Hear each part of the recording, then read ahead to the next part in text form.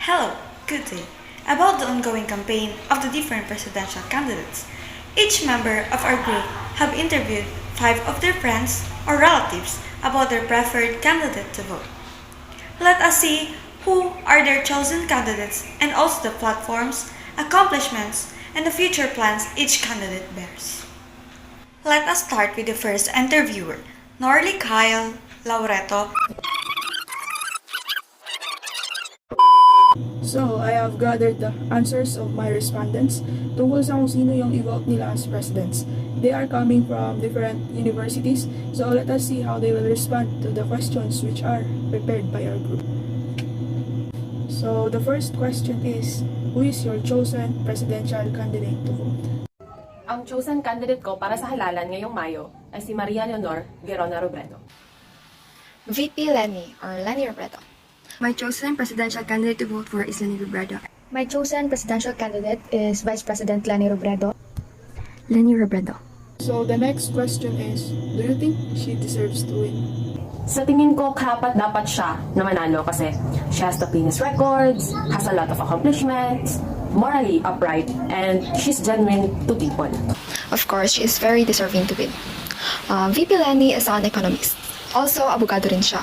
She passed the law last 1997 at start nung halal siya as the Vice President of the Philippines. The OVP ranks the highest sa COA. I think she deserves to win because of her personality and advocacy. She commits to helping the needy of our nation. Not just about that, she is present in times of distress and provides immediate help, like giving them basic needs and medication. And I think she deserves to win because she's a good leader. She has done many things for the past 6 years. And I haven't heard na nasangkot siya sa isang korupsyon. Yes, she deserves to win, of course.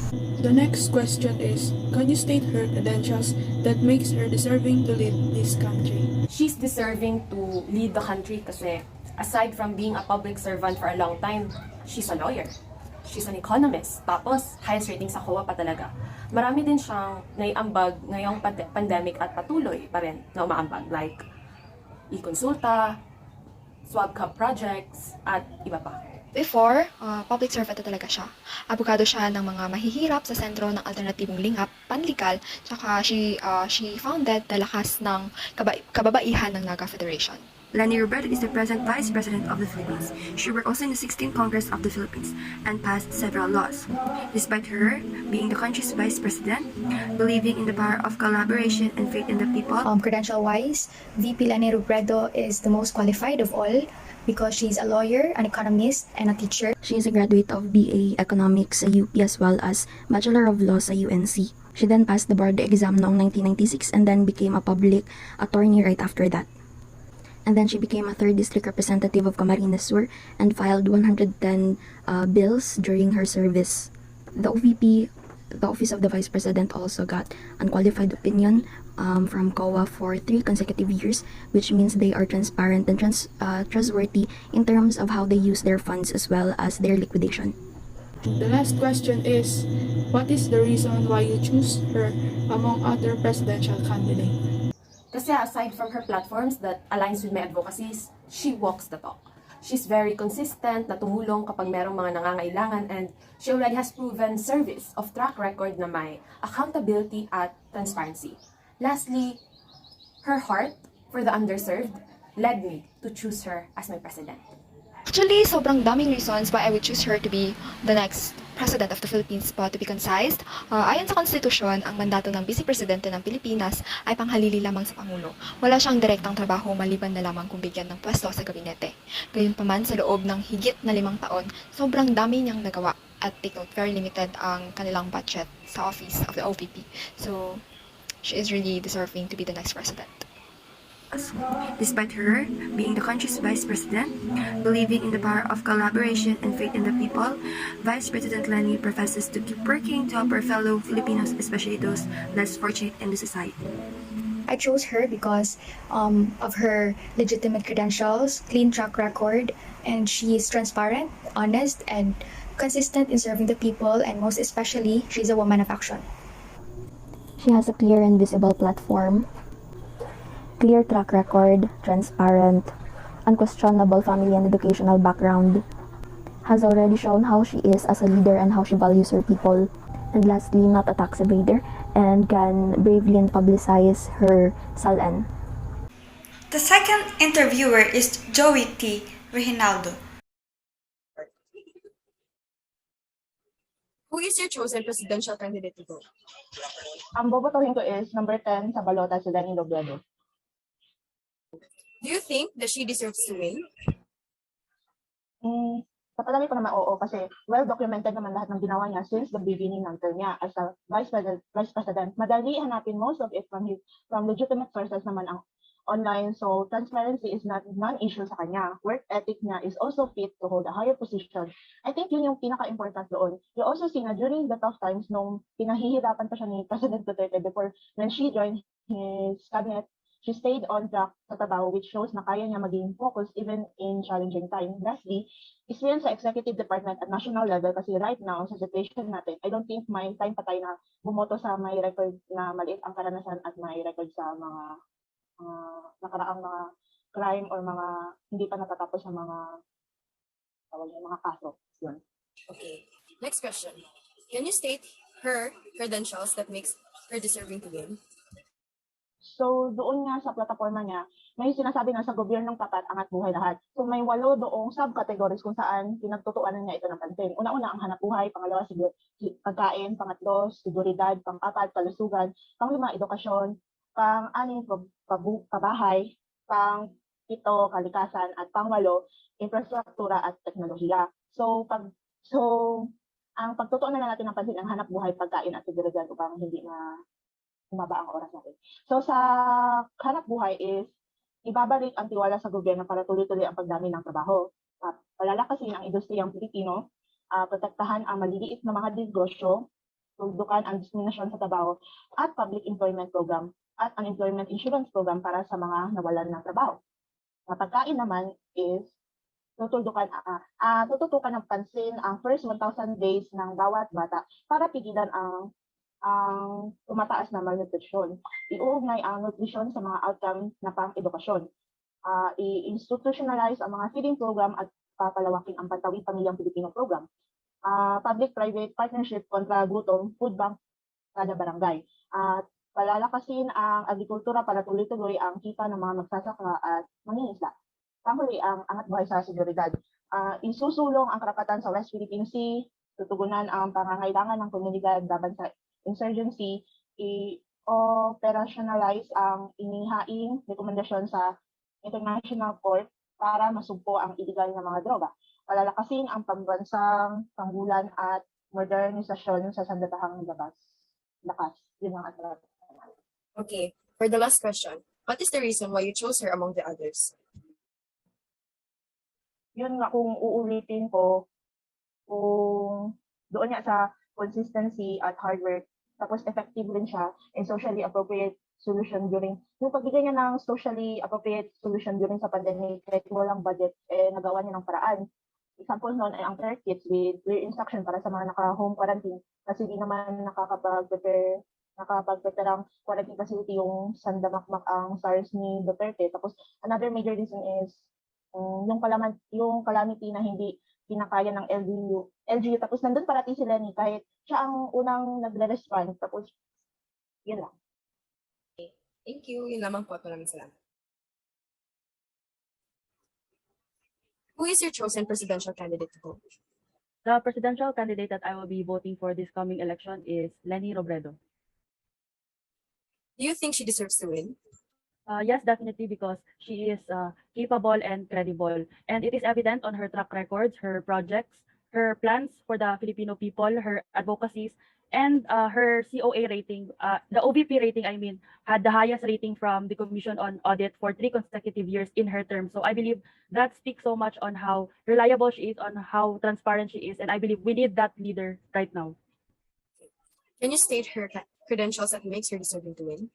So to start off with her credentials, let's start off with her academic credentials. Number 1, she's an economic graduate of the University of the Philippines, Diliman, and she is also a lawyer. And from the state of the Philippines right now, I believe that we need a leader that knows about the economy and who is also a lawyer, who knows about the legal works, the legal processes. And Lenny Robredo has experiences in the executive and legislative branch, and I believe we need that leader who has experiences on both. And then, if I can remember it right, she filed 110 House bills, so that speaks so much of what she is capable of.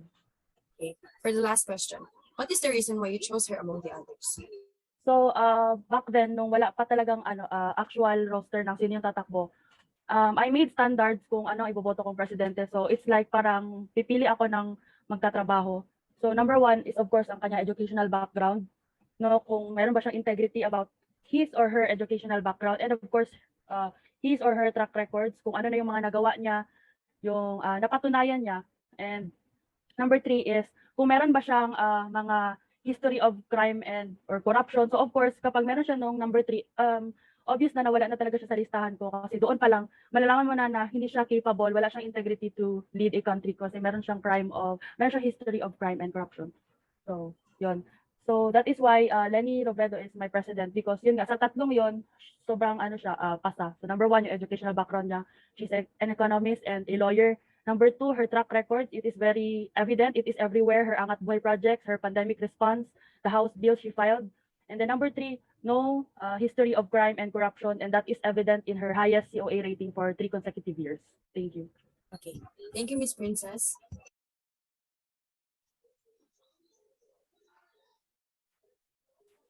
So, who is your chosen presidential candidate to vote? Ang chosen presidential candidate ka is si Miss Leni Robredo. Okay. Next question. Do you think she deserves to win? Yes, I do believe Miss Leni deserves to win this presidential election. Third question. Can you state her credentials that makes her deserving to win? So, Miss Leni Robredo, pardon me, graduated in University of the Philippines, Diliman, under BS Economics in the year 1986. She's also a postgraduate of University of Nueva Cáceres under Bachelor of Law, and she also passed the bar in 1997. So, she actually had a lot of achievements bago pa siya naging vice president and bago siya naging congressman.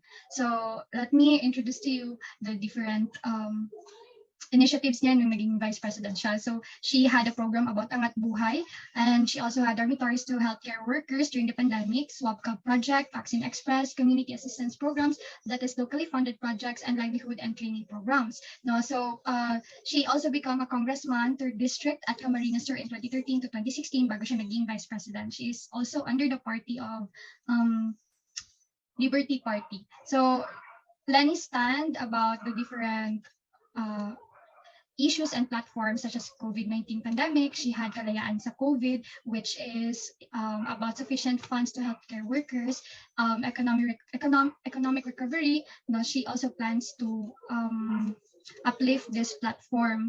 Drug war campaign program, West Philippine Sea. She also has a plan about it. Peace talks with communists or rebels, climate change and environment and infrastructure and education. Agriculture also and same-sex marriage. Those are one of the things that she is having on her platform. No, she's Lenny is also against corruption, which is why I really voted for her, no, because according to her, transparency, accountability, and people empowerment to resolve issues like corruption and restore it restores the trust in the government. So those are the things that I think, those are the credentials that I know about her, and those are the things that made me choose Miss Leni Robredo.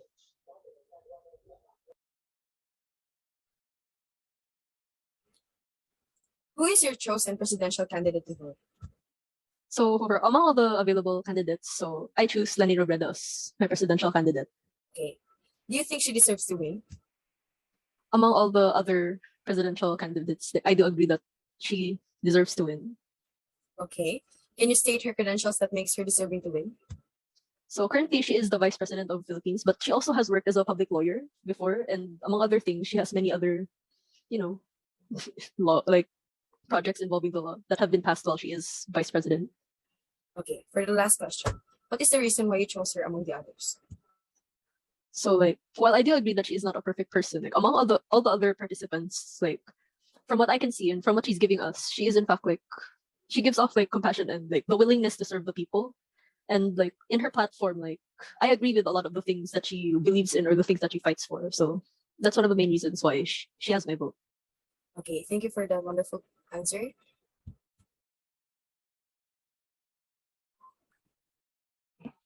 Who is your presidential candidate to vote? My chosen presidential candidate to vote is VP Leni Robredo. Okay. Do you think she deserves to win? Yes, I genuinely believe that she deserves to win. Can you state her credentials that makes her deserving to win? She studied in UP Diliman and earned her college degree in BA Economics. She also graduated with a postgraduate degree in law in University of Nueva Cáceres, Naga City. She works as a lawyer and is currently the Vice President of the Philippines. Okay, for the last question. What is the reason why you chose her among the others? I chose her among the other candidates because you can really see that in the many years of her service as the Vice President of the Philippines, she did many things that help the people of our country. She is for the poor and she stands for the rights of farmers, women, children, the LGBT community, and the citizens of the Philippines in general. She also has a clean and transparent government records, and from what I've researched and seen on the media so far, with proper fact-checking, she is a very competent and intelligent woman who is ready to serve her country and its citizens, and she has my full support. Okay, that would be all. Thank you. Our third interviewer is Mecca C. Perez. So before we start, kindly introduce yourself first. Hi, good evening. No? By the way, I'm Reynan Diferent, 24 years old. I'm single and I'm registered. Dili ko kulong. So number one question. So I prepare some questions for you to answer for this upcoming election 2022. So number one, who is your chosen presidential candidate to vote? No other than Bongbong Marcos! So do you think he deserves to win? For me, it's a big yes. So can you state some of his credentials that make him deserving to win? For me, Mr. Bongbong Marcos deserved to win because he had a wide experience when it comes to politics. Naging vice governor, 2 times naging governor, and then naging senator din siya. Nag-start siya vice governor, if I'm not mistaken, at the year of 1983. Naging governor, naging vice governor, tapos senator until sa 2016. So what is the reason why you choose, bakit mo siya pinili? okay, simple lang. Kasi, consistent siya sa kanyang mga plano, sa kanyang mga pagtakbo. Parang magkahalintulad din sila ni former President Rodrigo Duterte. Yan lamang po. So thank you for your time. So good morning, I am Mecca Perez, and before we start, can you please introduce yourself first? Good morning, my name is Neil Sagayno. So I prepare some questions for you, and number one question, who is your chosen presidential candidate to vote? Para sa ako si Bongbong Marcos. Do you think he deserves to win? Para sa ako, oo. Can you state his credentials that makes him deserving to win? Deserve siya magdaog is because dati pa is ilang lahi is politicians na, and then I think na deserve siya nga madaog because kabalo na siya kung paano ang lihok bilang presidente, sa kadahilanan is presidente po dati yung papa. So last question, wala ba ka na-discourage sa ipangsulti sa ibang mga tao nga may dahil sila nga magnanakaw o sina? Dili po, because is dili man na ingon nato nga kung isa ang nabuhat sa papa, mao pud ang buhaton sa bata. Is dira naton maingon nga kung unsa ang mali sang papa, pwede itama sang bata para sa iyaha o para matarong niya ang iyahang pagdagan bilang isa ka presidente is matama niya kung unsa ang mali dati.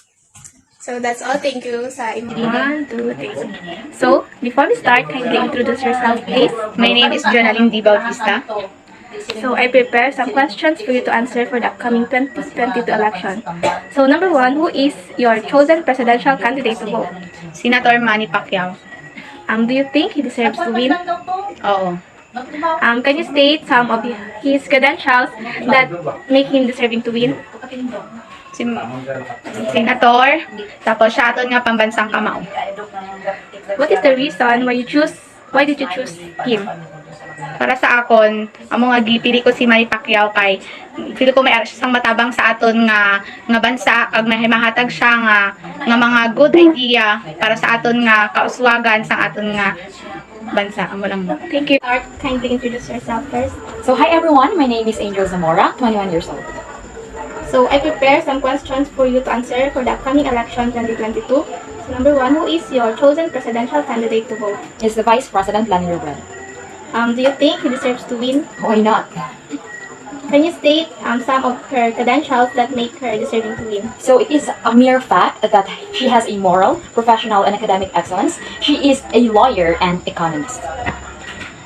What is the reason why did you choose her among others? So because of my research and hearing about her works and academic profile, it is because her work experience is really broad and it has a clean track record, her transparency, the integrity, the laws that she enacted for almost since then that she is elected in the government, and also the accomplished projects that she has.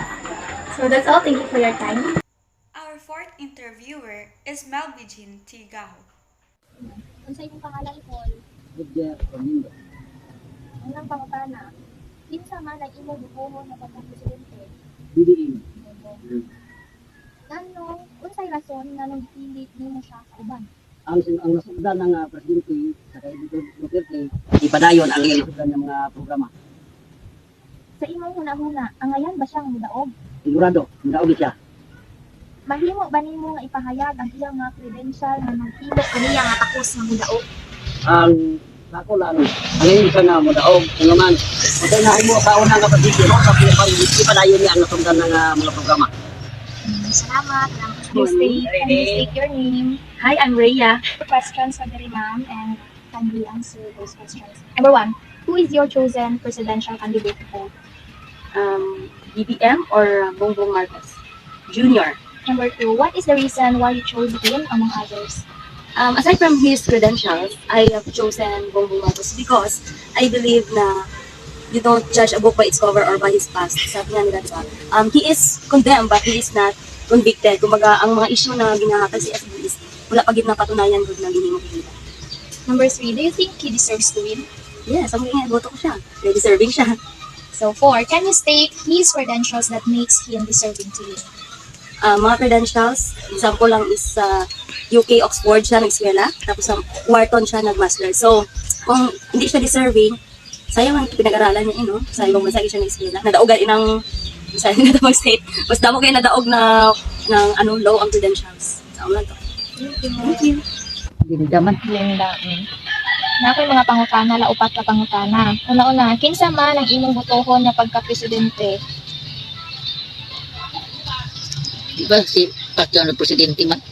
Si Pacquiao imong botohon. Yaw. Unsay rason nga nung gipili nimo siya sa uban? Dahil Ay. maayo na siya kay kwartahan. Sa imong una-una, angayan ba siyang mudaog? Ngayon sa palaugon o daghan ang mabutong tao. Mahimo ba nimo nga ipahayag ang iyang mga credential na naghimo kaniya nga takos nga mudaog or angayan siyang mudaog? Ngayon sa mudaog butukan sa mga tao. Mao lang na. Salamat lang. Pakispeak imong pangalan ko. Number 1 question, who is your chosen presidential candidate to vote? Kinsa man ang imong botohon na pagka-presidente? Si Manny Pacquiao. Number 2, what is the reason why you chose him or her among others? Unsay rason nganong gipili nimo siya sa uban?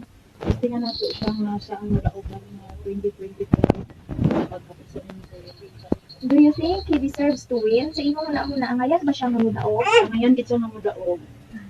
Can you state his credentials that makes him deserving to win? Mahimo ba nimo nga ipahayag ang iyang mga credentials nga naghimo kaniya nga takos nga mudaog? Ang ayan gid siya nga mudaog kay nganuman siya ang arang bayaw sa aton nga watawat nga nagsikat ta tungod sa iyang pagkaboksingero. Maulang kana. Sa imong pangalan kay Rosalia. Unang pangutana, kinsa man ang imong botohon nga pagka-presidente? Si Marcos.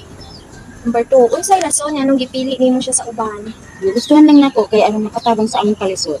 Sa imong una angayan ba siya nga mudaog? Angayan.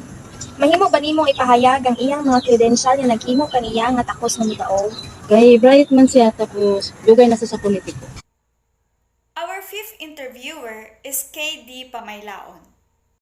Good day, I am here to present to you the information I have gathered from 5 persons in different cities using the questions propagated by our group.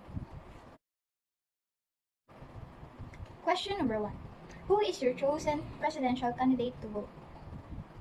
My chosen presidential candidate to vote is Ferdinand Bongbong Marcos Jr.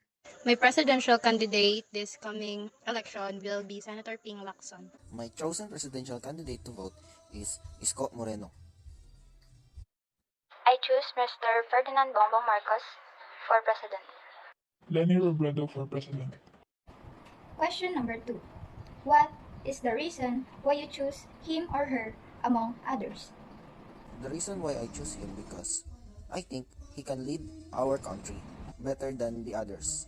I did choose Ferdinand Bongbong Marcos Jr. to be the next president in the presidential candidates. Among the others, I can see that Ferdinand Bongbong Marcos is suitable to be the next leader of our country. I chose her because she is the most competent among the candidates. The reason why I chose Senator Lacson as my president in this coming election is because I think he is the most experienced and qualified candidate for the position. I chose Mr. Bongbong Marcos because he is well experienced in politics and he has so much plan for our country, Philippines. Question number 3. Do you think he deserved to win? Yes, absolutely. Yes, I think he deserves to win. He deserves the vote of the Filipino people who wants change and improve our country because Filipino people deserves a leader that is very aware of what are the problems that the country is facing. Yes, he deserves to win. Why? So that he can prove himself that he can do everything and anything, just like what his father did. And also for him to prove na wala silang ninakaw na yaman ng bansa, na wala silang ninakaw na ginto galing sa ating bansa. Because the family Marcos are the most wealthiest family here in the Philippines. Sa dami pa naman ng ginto ng mga Marcos, sa tingin mo may mas mayaman pa sa kanila. Pero hindi yaman ang pinag-uusapan natin dito. Ang pinag-uusapan natin dito is to prove him, or is for him to prove that his family doesn't steal anything.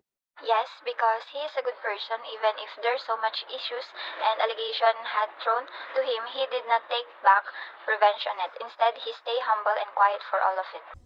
In my opinion, compared to the other candidates, I think he deserves to win. Question number 4. Can you state his or her credentials that makes him or her deserving to win? First and foremost, he is a police general before he worked in the Senate. This certified that he works for the Filipino people. In addition, he has been working in the government for a long period of time. He works on the Senate and already passed numerous laws, bills, and all to serve the Filipino people. Also, he is a UP graduate and he worked in the government and served people with integrity. He did not accept money from the pork barrel tongs before when he was a PNP chief in Manila. And these are the proofs that he hates corruption. He is a man who hates corruption. And that is the type of president that we deserve. He was the chair of the Senate Committees on Local Government and Public Works. He also chaired the Oversight Committee on the Autonomous Region in Muslim Mindanao, Organic Act, the Congressional Oversight Panel on the Special Purpose Vehicle Act, and a Select Oversight Committee on Barangay Affairs. Ex-Senator Bongbong Marcos' credential is he ran for a governor in the Ilocos Norte at 1998. After 9 years, he returned to previous position as representative from 2007 to 2010. Then he became a senator under the Nacionalista Party from 2010 to 2016. Now, tell me, if he is not the suitable president for the next election, then who would be? Kasi first of all, lahat yan pinagdaanan niya. Lahat yan may ginawa siyang maganda. And hindi siya tatakbo for president kung alam niyang hindi niya kayang mag-handle ng isang bansa. Her credentials are too many to be listed, so I will list down only a bit. Graduated in UP Diliman with a degree in economics, had a high, if not the highest, COA rating, no stain of any corruption and alike, very reliable, especially in times of disasters, actually does her job with passion and love for our country. Isko Moreno is an eligible candidate for presidency. In my opinion, Isko Moreno did a great job in performing his task as a mayor in our city, Manila. In my opinion, Isko Moreno has the aptitude to lead our country and make our country better than ever. Compared to the other candidate, Isko Moreno, I think, has the great skills and attitude to lead our country, Philippines. Thank you. Let's move on to our sixth interviewer, Kayla Diana Jamoda. Hello, these are my questions for you. First, may we know who is your chosen presidential candidate to vote for this upcoming election? Do you think that this candidate deserves to win? And if yes, can you please tell us or state those credentials that make this candidate to win? And lastly, what are your reason why did you choose this candidate among the others? My chosen president is Lani Robredo. Among the candidates, I think she is the most deserving to win. VP Lani has a long list of credentials that makes her appropriate for the job. Her educational background is one of the main reasons why I chose her as a president. How he responds to the problem that our country faces, her political background and achievements are just a bonus. Choose the lesser evil. She may not be perfect, but she is better. VP Lani's consistency and conviction makes her the most deserving among other candidates. Lani shows how sincere she is with her words, and I feel like she is ready to take on the job. Hello, Ms. Taberna. For our first question, who is your chosen presidential candidate to vote? Do you think that this candidate deserves to win? And if yes, can you please tell us or state those credentials that make this candidate to win? And lastly, what are your reason why did you choose this candidate among the others? My personal choice of president is Panfilo Ping Lacson Sr. I think that the Philippines need a president that can be soft-hearted and compassionate with the people, especially with the underprivileged ones, and can bravely stand for the rights of the country at the same time. Crimes are very rampant in the Philippines today, and we need someone who can act on these things.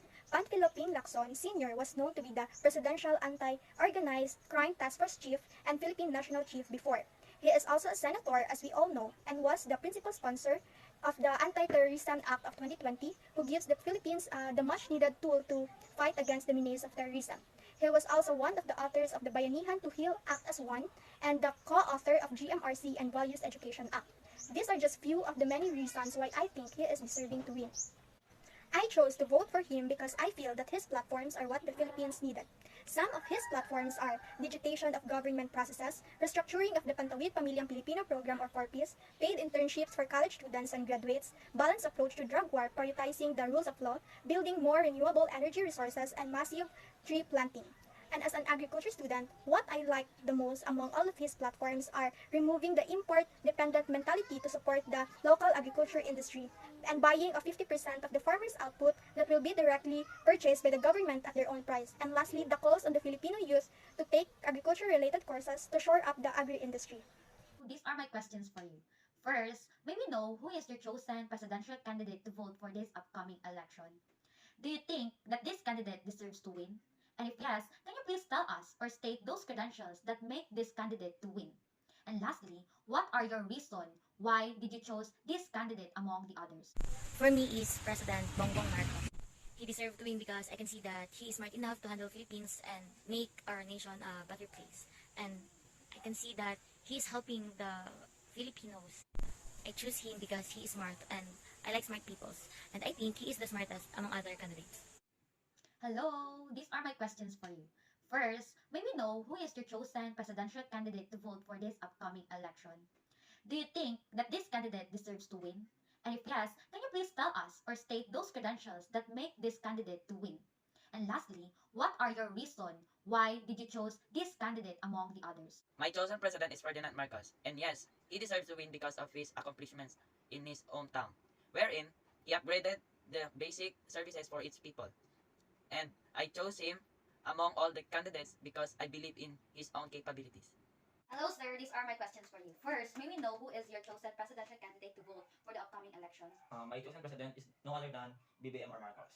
Do you think BBM deserves to win? If yes, please give us and state those credentials that makes him to win. I think he is really deserved to win because he is passionate when it comes to empowering the youth, especially when by the way he emphasizes how education is important factor in nation building. Lastly, sir, what is your reason why you chose BBM among the other candidates? I chose BBM in one reason because among all the other candidates, he is the most competent, and that's all. Thank you, sir. Thank you for your time. Our seventh interviewer is Roger Escamilla. This is Valerie Vertodwazo. We are going to interview you about this coming election. So the first question is, who is your chosen president candidate to vote? Ano, is it ano po ba, required talaga na sabihin yung candidate or Apa, okay lang po na ano? So for me, ano, ang president ko po nabobotohin is si BBM, Bongbong Marcos. So, do you think he deserves to win? For me, yes, because ano, as I watch presidential debates, even though ano, some of the presidential debates kay wala si Bongbong Marcos, is I can really see his ano, sincerity to serve the country po. And I feel like among the presidential candidates for today's election, for this year's election, Bongbong Marcos has the quality of leading the country well. For me lang po, in my own preference. Sige po. Can you state some credential that makes him to win? Actually, I haven't really searched that much about his credentials, but for me, kanang being part of the Senate for last, diba, he is part of the Senate, senador siya, tapos for me, that is ang good quality, a good experience, and he also has past experiences during his father's time. He is also part of kanang march ay mga army something appeal sa dito sa So for me, he really has the qualities, but I would agree to some people that who look at Bongbong Marcos as dili kayo siya daghang credentials, because for me kay dili importante kayo ang credentials when in fact actions dapat, and I can really see that he is sincere and he really has works for the country po. Wala kayo credentials na makita as so wala ko nag-search actually, pero po mao lang din akong choice something so far. Sige, thank you. Okay. Apo, yes. Thank you po sa interview. Salamat kaayo. Hello, Mrs. Kaja Gumamay. We are gonna interview you about this coming election year. So the first question is, who is your chosen presidential candidate to vote? Ting Lacson. Do you think he deserves to win? Yes. Can you state some credentials that makes him to win? Naging senator siya and president assistant for rehabilitation and recovery. So, what is the reason why you choose him among others? Siguro sa lahat ng boys na nagtakbo, siya lang yung parang mas angat sa kanilang lahat. Thank you po. Salamat. Sige na start. Hello, Ms. Maggie Alnas. We are going to interview you about this coming election year. So the first question is, who is your chosen presidential candidate to vote? My chosen presidential candidate po is Leni Robredo. Do you think she deserves to win? Yes. Okay. Can you state one credentials that make her to win? At least one. She is a master of economics and she's, yun, pinaiwan lang man. Sige. So, what is the reason why you chose her among others? My biggest talaga basis for presidential candidate is yung educational background, kasi I aspire to be someone din na good na maraming educational background, so like I want to study forever ganun. So like kay alam ko at the end of that journey I'd be someone who is capable, and Lenny being someone na marami diba siyang educational background, like she graduated from UP, marami siyang degrees, masterals, and diba, so yeah, that was biggest standpoint niya for me. Thank you for the interview, Maggie Alnas. Thank you masyado. Thank you. Hello, Mr. Joey Itabag. We are gonna interview you about this coming election year. So the first question is, who is your chosen presidential candidate to vote? So yes, I'm already 18, so makavote ako. This is my first year to vote, first time to vote pala. So my chosen presidential bet is VP Leni Robredo po. So do you think she deserves to win? Yes, and she exceeds my expectations as a candidate. So, can you state some credentials that makes her to win?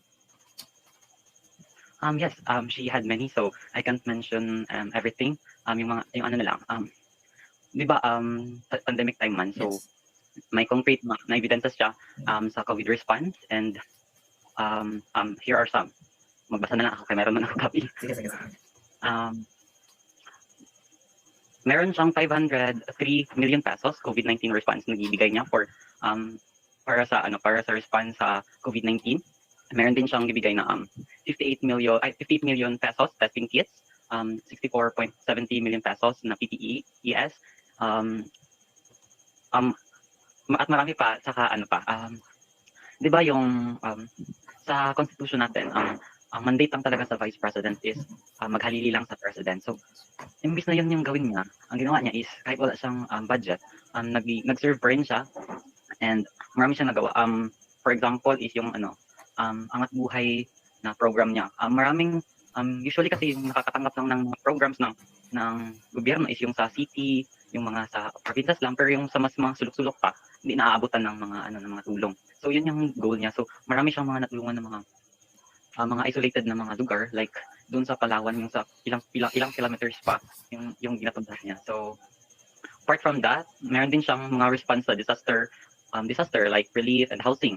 Nagbigay siya ng 12.3 billion pesos total given help to families na nasalanta, 23.86 million from the VP fund was shelled out for victims of Taal, yung pagsabog ng Taal. And I can send you, may copy ako, I can send you kasi karami talaga. And meron din sa poverty reduction. Lani was practicing lawyer who focused on cases involving the marginalized sector. Yun yung sinabi ko kanina, yung sa mga marginalized na area, yung focus niya.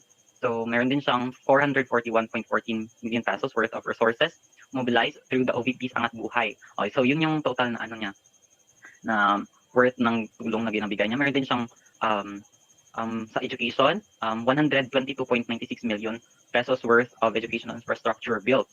So mga patuloy siya ng mga infrastructures or sa like libraries, sa mga schools na hindi naabutan ng tulong. Yun din. Tsaka meron siya mga bills na authored niya, like for example, principal author of HB 19 or the full disclosure bill. Principal author of HB 3905 or the participatory budget process bill. Principal author of HB 4911 or the people empowerment bill. Co-author of HB 3432 or the comprehensive anti-discrimination bill. And lastly, co-author of HB 3587 or the anti-political dynasty bill. So yun, kahit karaming mga bashers or hindi niya gilimit yung power niya as VP or mag-serve sa people kahit wala siya masyadong mandate from the president. Yun. Yeah, so thank you sa pag. Hello, Mr. Danjay Aguirre. We are gonna interview you about this coming presidential election year. So the first question is, who is your chosen presidential candidate to vote? I will prefer to choose Miss Leni Robredo po. Okay. So, do you think she deserves to win? I think so because based on the news and some articles, she has a more valid credentials that has been proven. Okay. So, can you state some credential that makes her to win? She has Sige lang, pwede man Tagalog or Bisaya. Ay, okay, sige. Meron siyang pinapatakbong program ngayon which is yung Angat Buhay, kung saan tinutulungan niya yung mga needy, yung mga nasalanta ng bagyo to give them another chance to live. So, what is the reason why you chose her among other contestants or other competitors? I can see that her image is, her intentions are all clear and clean, and I believe that her credentials are valid and true. Thank you. And okay. I can see that her image is the image of a true leader. Thank you. So thank you, Mr. Danjay Aguirre. Our eighth interviewer is Mary Jane Fortaleza. Who is your chosen presidential candidate to Bongbong Marcos. Do you think he deserves to win? Yes. Can you state his or her credential that makes him or her deserves to win? He is a good leader and a heart and soul of our country. What is the reason why you chose him or her among the others? He have a strong mind and a strong heart. Also, he is the president that we never had. Hello, good day. Can I ask, who is your chosen presidential candidate to vote?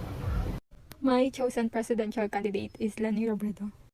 Do you think he deserves to win?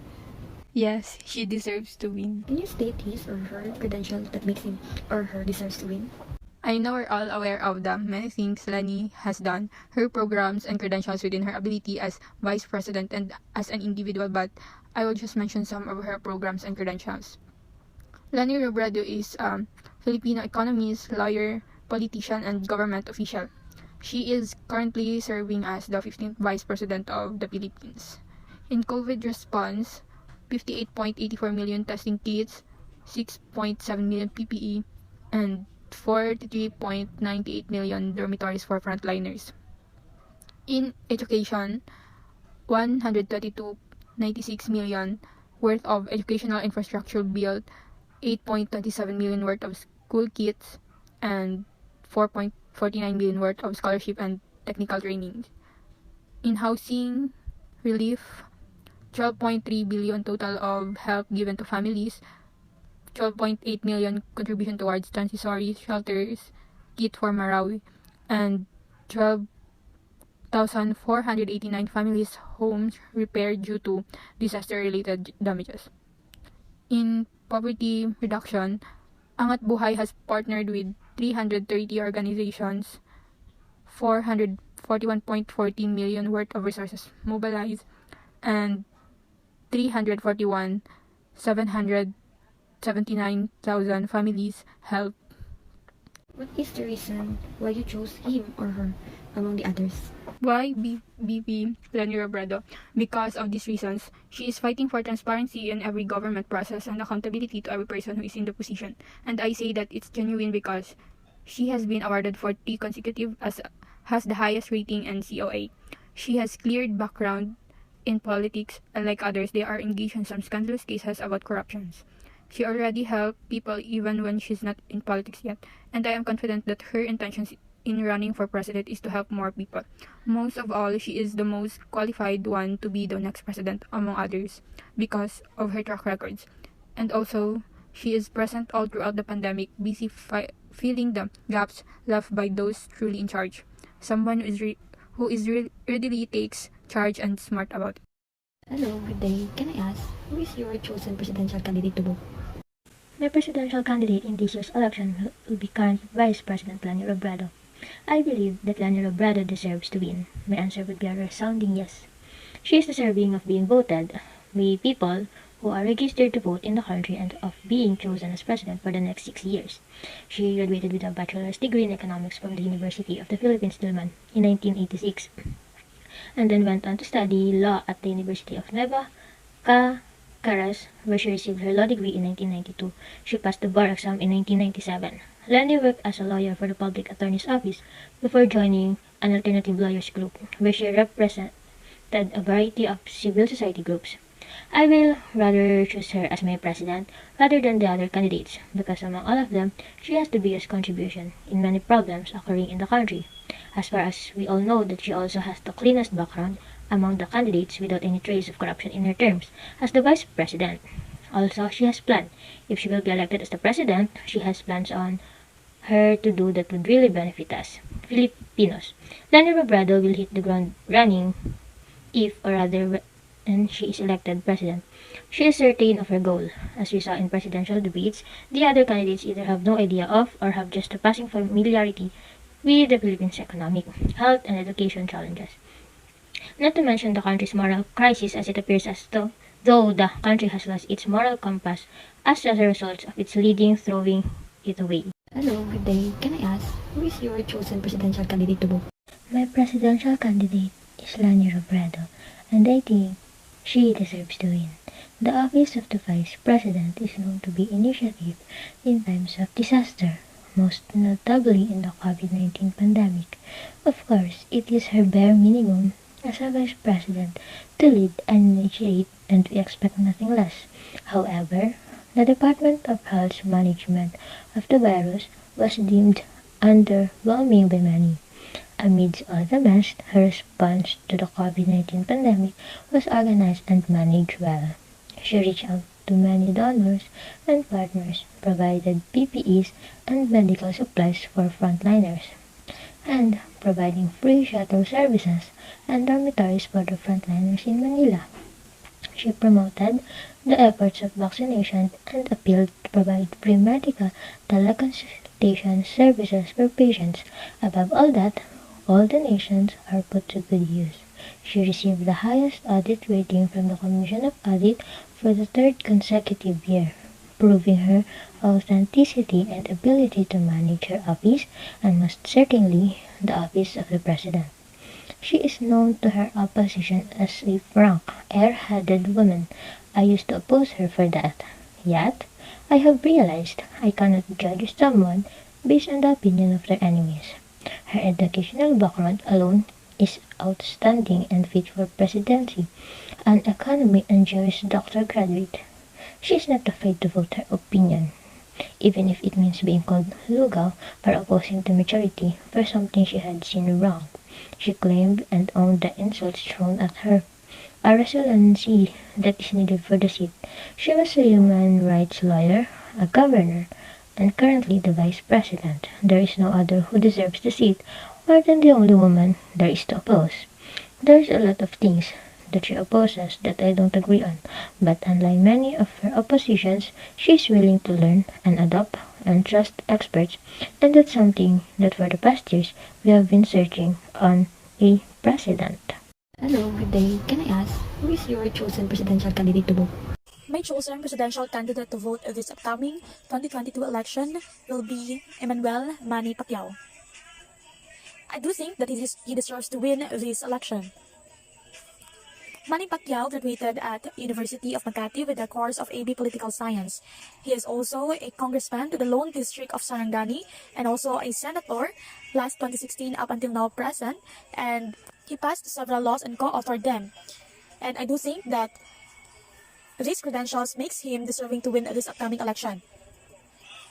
The reason why I chose him among the others because I can see through him that he really cares and loves the Filipino people, especially that he built houses to the unprivileged one here in General Santos City and also to the Sarangani province. And I can see that he is very attached to the poor, and that made me think that I would choose him as the candidate to vote this upcoming election. Our ninth interviewer is Angelica Suela. Here are some of my questions. Who is your chosen presidential candidate? Do you think he deserves to win? Can you state his credentials that makes him deserving to win? And lastly, what is the reason why you choose him among the others? If I will be asked kung sino presidente ang bubutuhin ko this incoming election, I would vote BBM o Bongbong Marcos. So why? Because I think he's the one is really fitted sa pagiging presidente. So among the other candidates, di na ako magsasalita or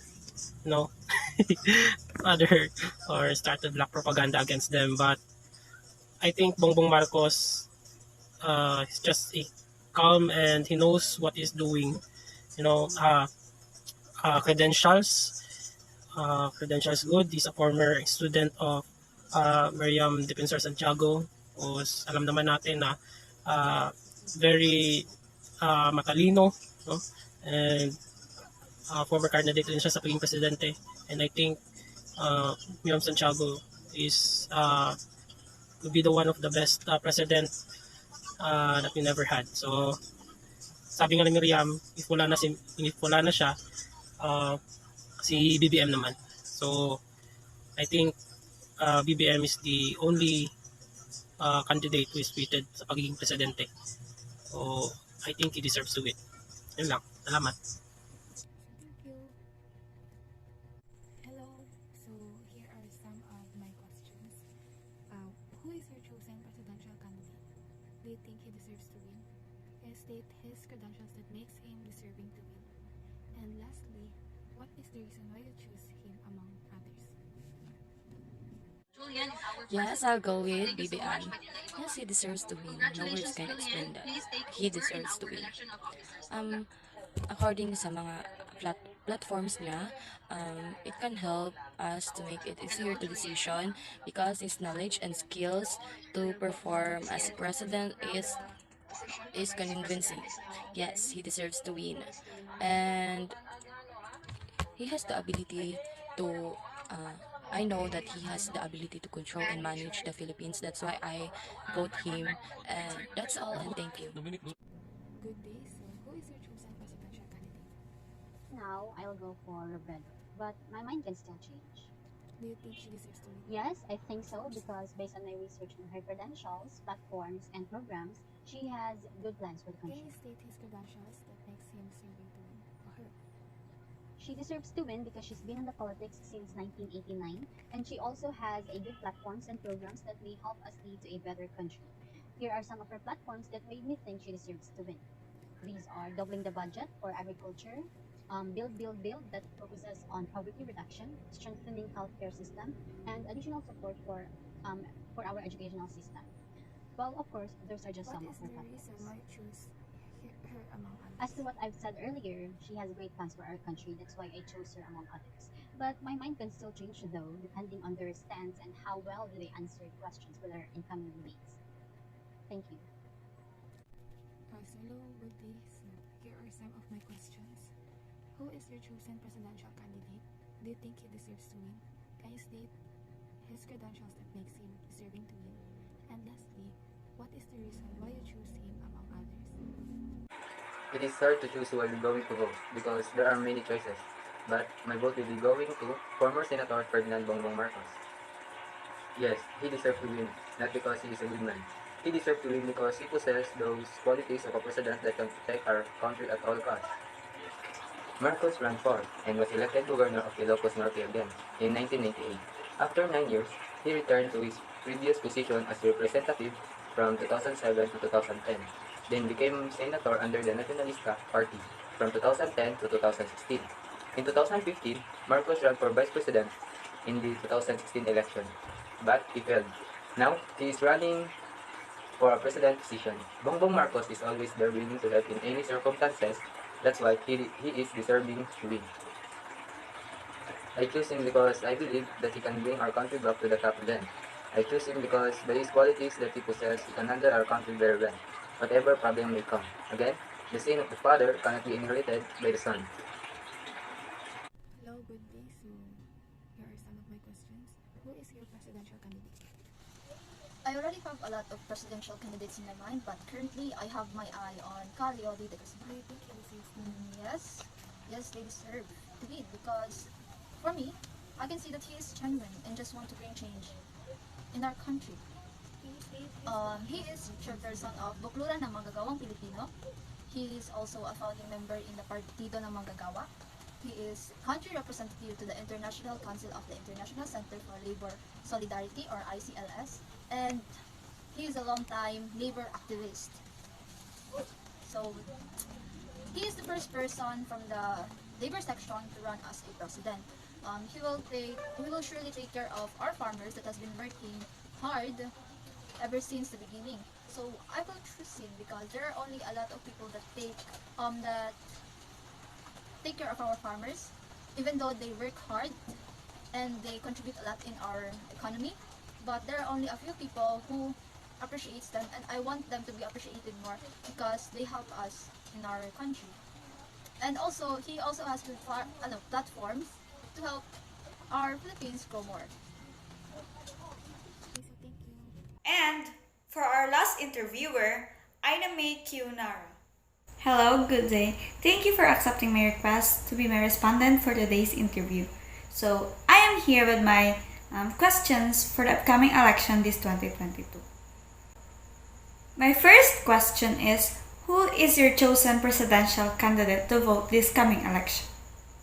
Ang vote ko, my first vote for president or vice president Lani Robredo. Ako, sarili ko, my personal choice would always be Lenny Robredo. My chosen candidate for presidential is VP Lenny.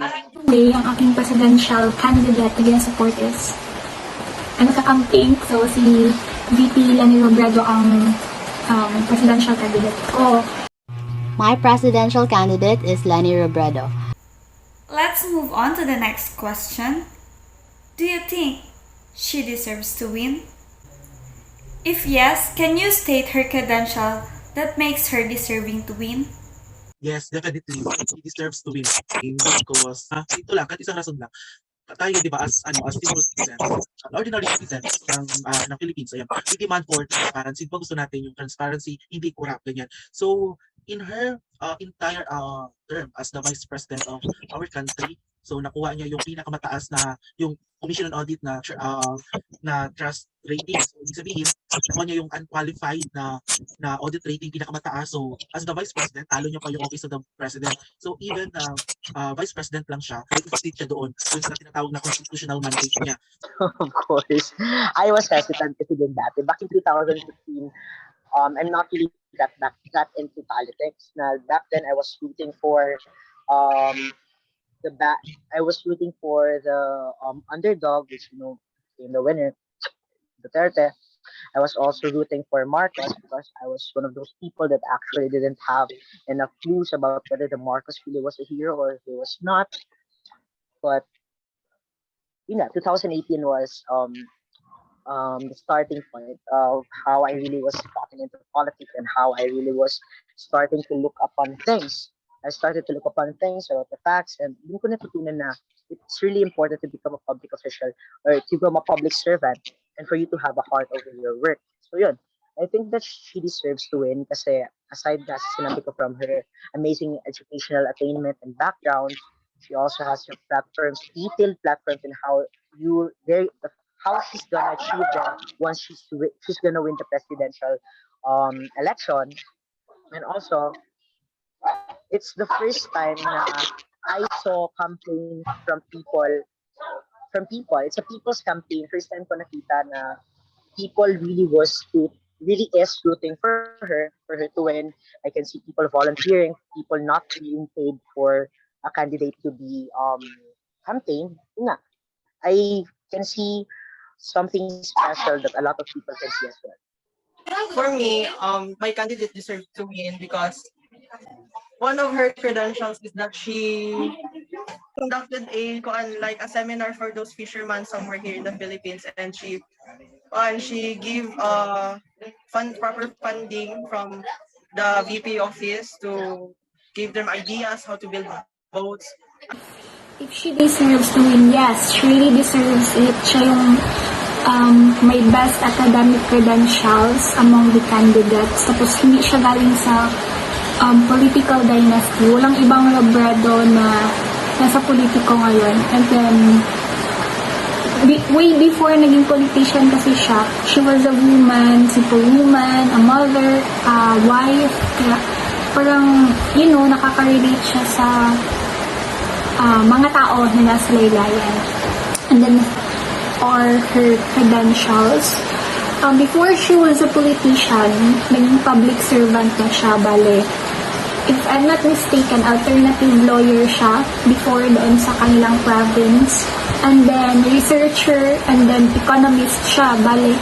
Ang natapos niya is something like major in economy, ganon.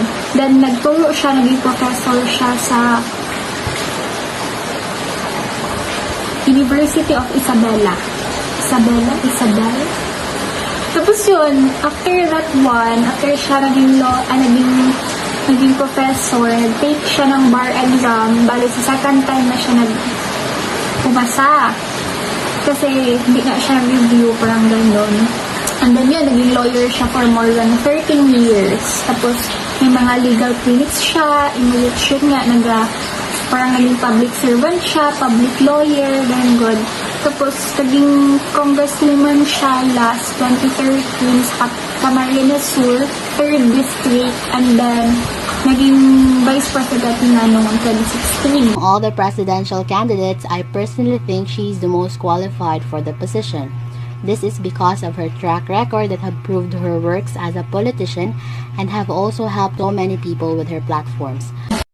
And for the last question, why did you choose her among other presidential candidates? Among others, nakita ko talaga yung pagiging porsigido ng Pilani to serve the Filipino people.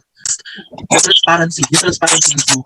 And also yung credibility ng Pilani. Well, back in 2018 when I was starting to have an interest to at least research about how politics really was very, very important aspects sa pamumuhay ng mga tao dito sa Pilipinas, I actually looked upon her credentials. So, sa credentials niya pala back then, I was really astonished about all of those things that she did on her on the Vice President's office, and also back then when she was still in a congressman sa NAGA.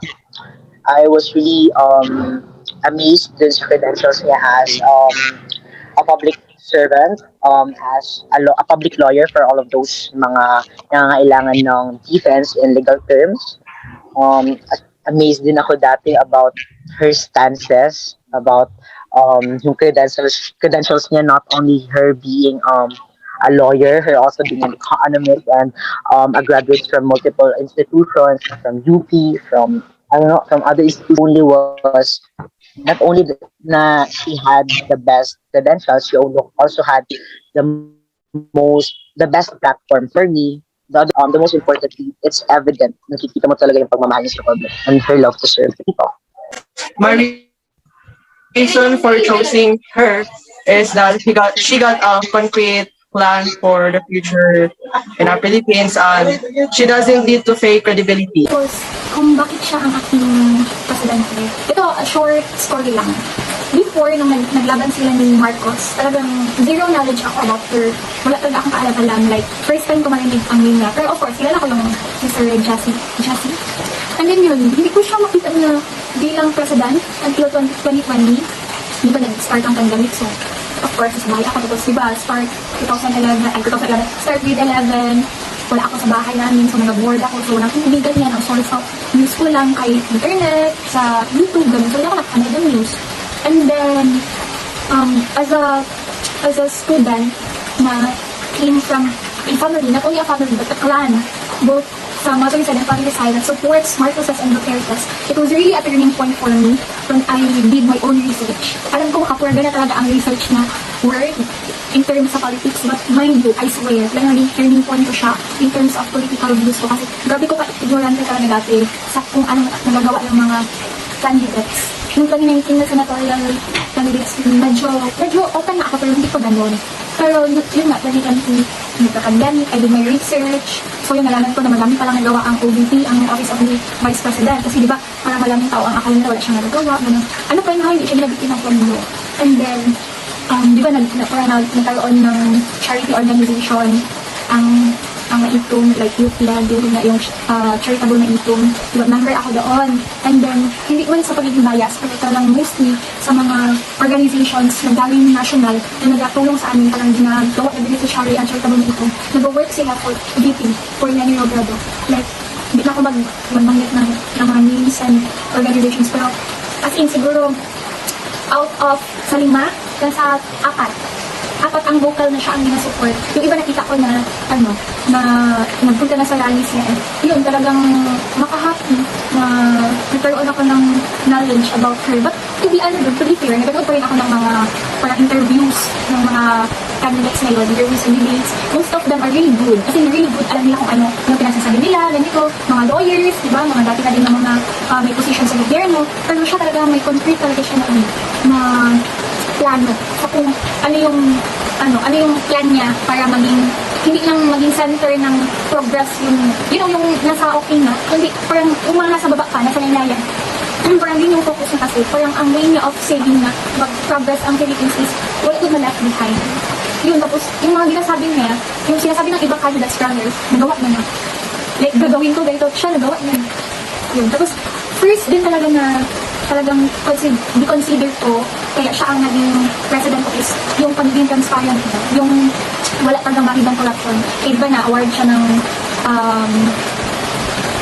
Commission on Audits, COA, na highest rating, 3 years na consecutive years, 3 consecutive years na yung highest rating for in audit. Yun, I hope people would really consider her or just parang give her a chance lang to know her. Kasi parang marami kasi talagang tao na misinformed. So yeah, thank you! The reason why I chose her as my president is simply because she's the most credible and have already proved her worth with actions and not just by mere promises. So that ends our interview. Thank you and God bless.